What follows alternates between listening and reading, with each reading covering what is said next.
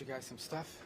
So one of the Tate brothers' lawyers mentioned you by name. Do you plan to get involved with the extradition challenge that they have been? Mention me by name? Yes. Oh. Yeah.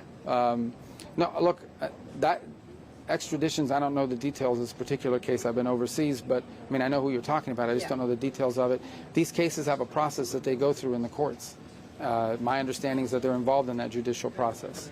And so that'll play itself out at this point. And there's no role for us to play at this moment or maybe ever in that regard. But I'm not going to opine on something that's still working through a legal process.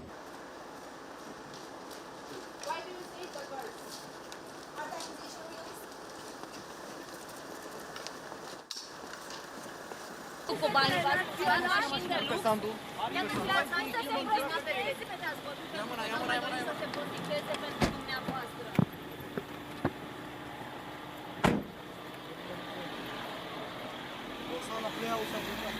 suma pe care au plătit-o pentru întoarcerea lor din Florida către țara noastră cu aeronavă privată, 185.000